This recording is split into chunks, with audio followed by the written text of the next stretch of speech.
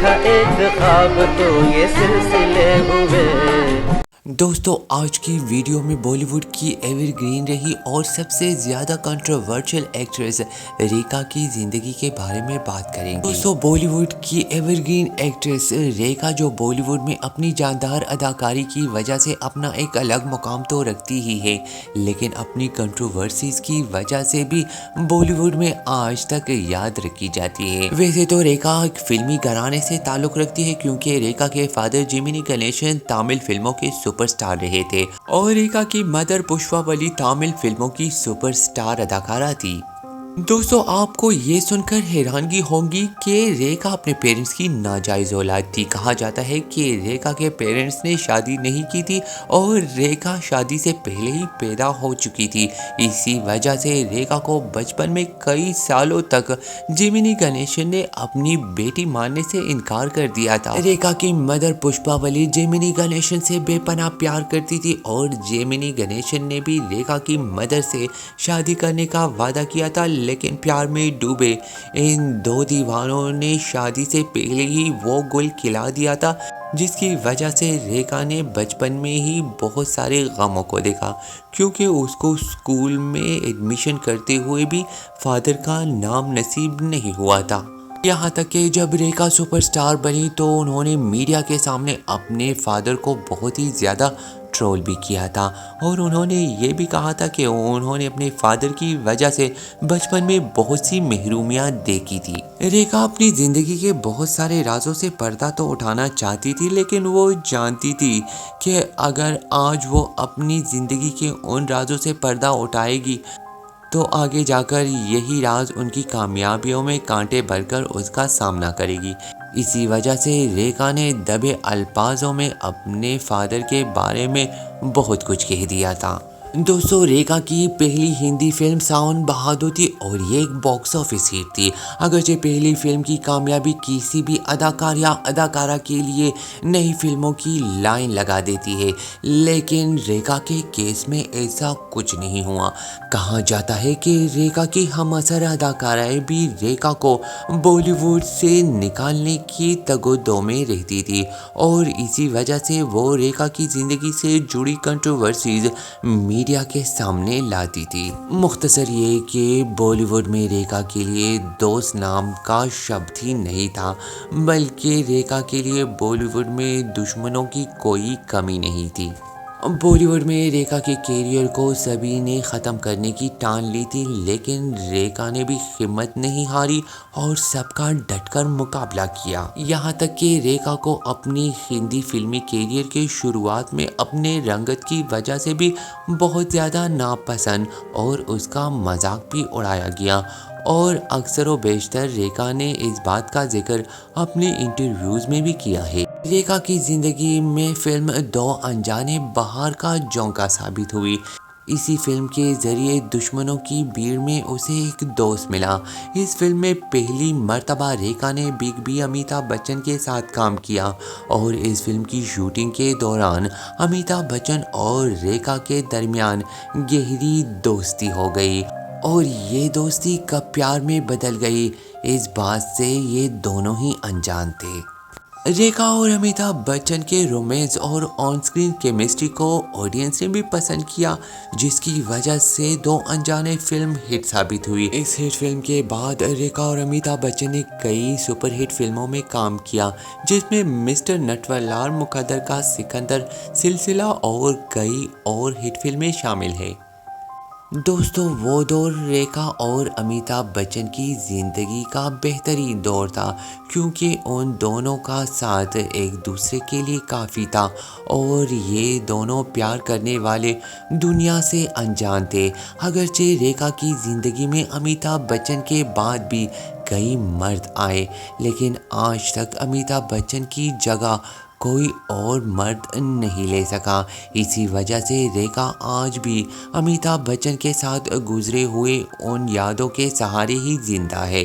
अगर ये कहा जाए कि बॉलीवुड के लेजेंडरी एक्टर दिलीप कुमार और मधुबाला की इश्क की दास्तान जिस तरह नामुकम्मल होकर ही ख़त्म हो गई, इसी तरह से अमिताभ बच्चन और रेखा की इश्क की दास्तान भी इख्तिताम से पहले ही ख़त्म हो गई।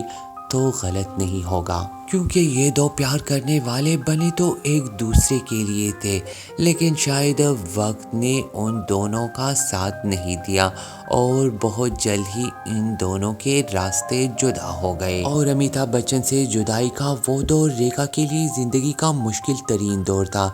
उसी दौरान रेखा की फिल्मी कैरियर भी बहुत ही ज़्यादा मुश्किलात में गिरा रहा। उस दौरान रेखा की कई फिल्में फ्लॉप हो गई, लेकिन उसी दौरान रेखा की एक ऐसी फिल्म भी आई जिसमें रेखा की अदाकारी को सभी ने सराहा।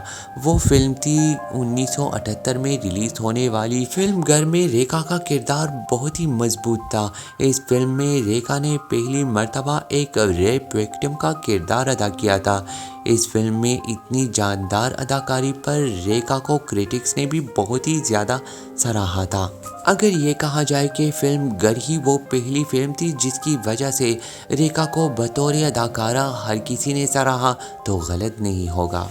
फिल्म घर रेखा की कैरियर की वो पहली फिल्म थी जिसमें उसे किसी सुपरस्टार के सहारे की ज़रूरत नहीं थी, बल्कि इस फिल्म की मजबूत कहानी और रेखा की इस फिल्म में जानदार अदाकारी ने इस फिल्म को हिट कराया और इसी वजह से रेखा को इंडस्ट्री में एक अदाकारा के तौर पर पहचाना जाने लगा।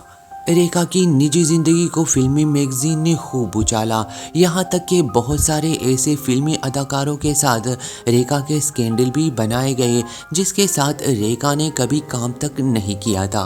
फिल्म घर के बाद रेखा की एक और बहुत ही जानदार अदाकारी से सजी 1980 में रिलीज होने वाली फिल्म खूबसूरत आई। इस फिल्म में रेखा की अदाकारी को न सिर्फ ऑडियंस ने बेहद पसंद किया, बल्कि इस फिल्म के ज़रिए एक मर्तबा फिर से रेखा की तारीफ क्रिटिक्स ने भी की और इस फिल्म ने बॉक्स ऑफिस पर शानदार बिजनेस करके ये साबित कर दिया कि रेखा मर्द सुपरस्टार अदाकारों के अलावा फिल्मों में काम करके अपनी अदाकारी के ज़रिए भी फिल्मों को कामयाब करा सकती है। इस फिल्म के लिए रेखा को बेस्ट फिल्म एक्ट्रेस का फिल्म फेयर अवार्ड दिया गया। साथ ही ऋषिकेश मुखर्जी को 1981 में इसी फिल्म के लिए बेस्ट फिल्म डायरेक्टर का अवार्ड मिला। अगरचे फिल्मी अखबार और मैगजीन रेखा का पहचान नहीं छोड़ रही थी, लेकिन दूसरी तरफ रेखा की जिंदगी भी कंट्रोवर्सीज और अफेयर से भरी हुई थी। अमिताभ बच्चन के साथ बहुत ही गहरे मरासिम और ताल्लुकात के बाद अचानक से रेखा ने मुकेश अग्रवाल जैसे बड़े बिजनेसमैन से शादी करके सबको हैरान कर दिया था।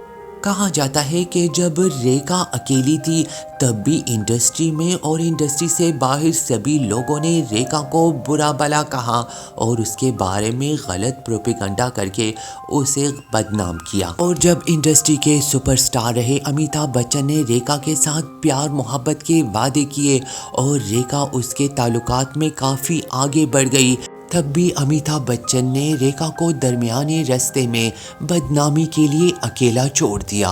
अमिताभ बच्चन के साथ स्कैंडल की वजह से भी रेखा की बहुत बदनामी हुई, यहाँ तक कि रेखा के खिलाफ बहुत सारी रैलियाँ भी निकाली गई और इंडस्ट्री के साथ साथ बाहर भी रेखा को लोगों ने घर तोड़ने वाली औरत का खिताब दिया। कहा जाता है कि रेखा ने अमिताभ बच्चन की बेवफाई के बाद मुकेश अग्रवाल से शादी जिद में आकर की थी। इसी वजह से मुकेश अग्रवाल से शादी के कुछ ही अरसे बाद मुकेश अग्रवाल जान गए थे कि रेखा के दिल में सिर्फ एक ही मर्द बसा हुआ है और वो था अमिताभ बच्चन।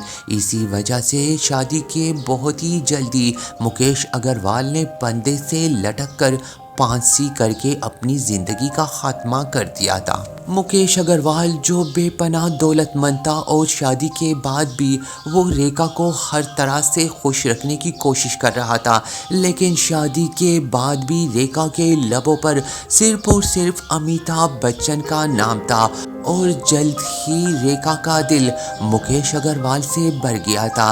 कहा जाता है कि मुकेश अग्रवाल रेखा की बेवफाई को बर्दाश्त नहीं कर सका था।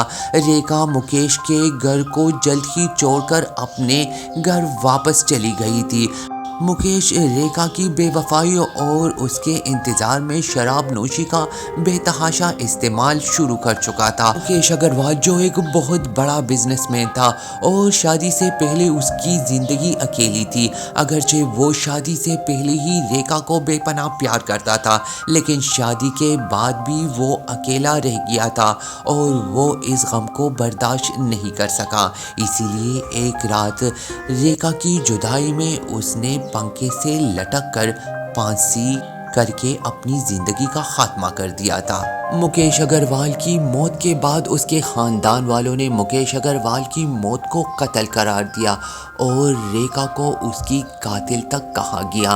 रेखा की निजी जिंदगी के साथ साथ उसका फिल्मी कैरियर भी मुश्किलात से गुजर रहा था कि उसी दौरान रेखा को ऐसी फिल्म मिली जिसके बाद रेखा की शनाख्त में एक ज़बरदस्त तब्दीली आई। वो फिल्म थी मुजफ्फर अली की उमराव जहां।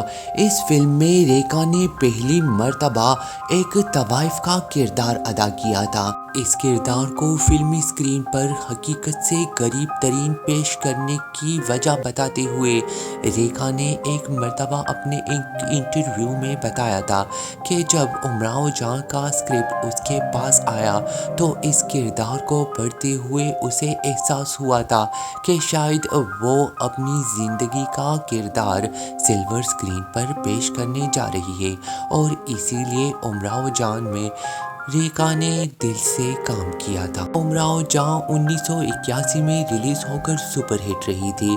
ये फिल्म रेखा की उन चंद यादगार और सुपर क्लासिक फिल्मों में शामिल है जिनको आज तक लोग नहीं भूले हैं।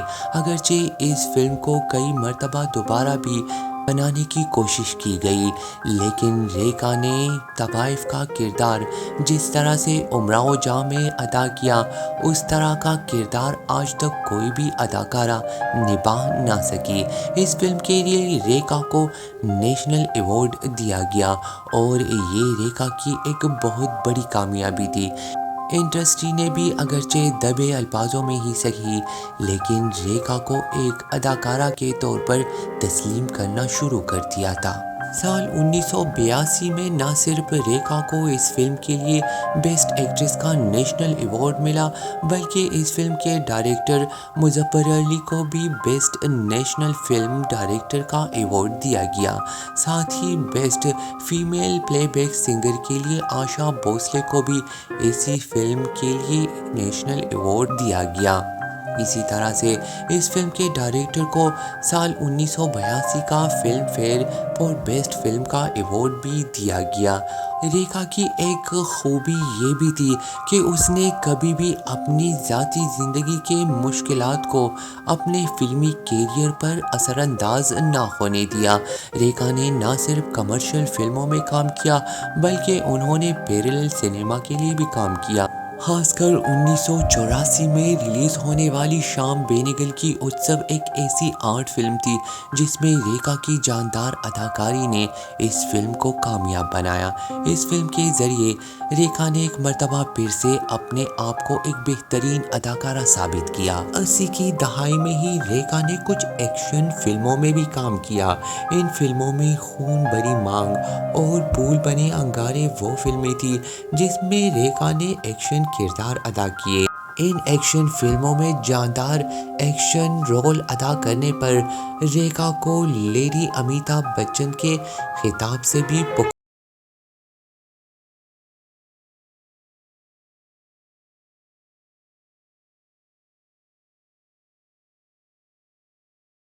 तब सामने आया जब रेखा और विनोद मेहरा की खुफिया ताल्लुकात के बाद उनकी खुफिया शादी की खबर भी पूरी फिल्मी मैगजीन ने छाप दी और ये खबर रेखा ने तब रद्द कर दी जब एक इंटरव्यू के दौरान रेखा ने ये कह दिया कि विनोद मेहरा हमेशा से ही उसके एक अच्छे दोस्त थे और उसने कभी भी विनोद मेहरा के साथ खुफिया शादी नहीं की थी। अगरचे कुछ जराए ये कहते थे कि विनोद मेहरा और रेखा ने खुफिया शादी की थी, लेकिन विनोद मेहरा की मां ने रेखा को अपनी बहू मानने से इनकार कर दिया था और रेखा को धक्के देकर उसको अपने घर से भी निकाल दिया था। जिसकी वजह से विनोद मेहरा ने भी मजबूरन रेखा को तलाक देकर उससे जान छुड़ा ली थी और उसके बाद विनोद मेहरा की मां ने अपने ही खानदान में विनोद मेहरा की शादी कर दी थी। 90 की दहाई में सेक्स सिंबल और एक वैम्प के किरदार में रेखा अक्षय कुमार के साथ फिल्म खिलाड़ियों के खिलाड़ी में नजर आई।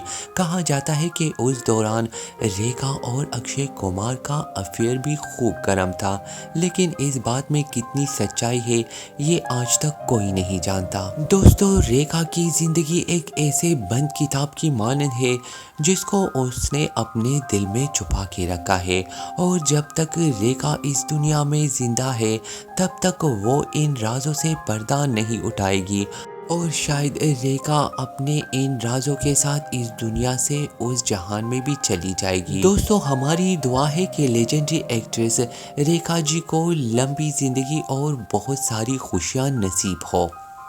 वैसे तो रेखा जी दुनिया के साथ कदम से कदम मिलाना जानती है। बेतहाशा सुपरहिट बॉलीवुड फिल्मों में काम करने के साथ साथ बॉलीवुड के सुपरस्टार अदाकारों के साथ काम करने वाली रेखा जी आज भी बॉलीवुड की फिल्मों में हमें कभी कभी नज़र आ जाती है और रिसेंटली संजय लीला बंसाली की फिल्म हीरा मंडी के लिए भी रेखा को अप्रोच किया गया था, लेकिन रेखा जी ने अपने मुख्तसर किरदार की वजह से इस फिल्म में काम करने से इनकार कर दिया था। दोस्तों, आप सबको रेखा जी की कंट्रोवर्शियल लाइफ और उनकी ज़िंदगी से जुड़े उनके स्कैंडल को जानने में ज़्यादा दिलचस्पी है या रेखा जी की जानदार अदाकारी से सजे उनकी फिल्मों को देखने में ज़्यादा मज़ा आता है? अपनी राय का इज़हार कमेंट्स बॉक्स में मेरे साथ ज़रूर कीजिए। साथ ही अगर आप सबको मेरी ही वीडियो पसंद आई हो तो दोस्तों वीडियो लाइक और शेयर ज़रूर करें और अगर आप मेरे चैनल पर नए हैं तो चैनल को भी सब्सक्राइब करें, साथ ही बेल आइकन दबाकर ऑल पर ज़रूर क्लिक करें ताकि मेरी हर नई वीडियो सबसे पहले आप ही देख सके। तो चलिए अगले किसी और वीडियो में बॉलीवुड के सुपरस्टार अदाकार या अदाकारा की निजी ज़िंदगी और उनकी ज़िंदगी से जुड़े राजों से पर्दा उठाने और उनकी ज़िंदगी में झांकने की कोशिश करेंगे। किसी नई वीडियो के साथ फिर से आप सबके साथ हाजिर होंगे। तब तक आप सब अपना बहुत सारा ख्याल रखिए।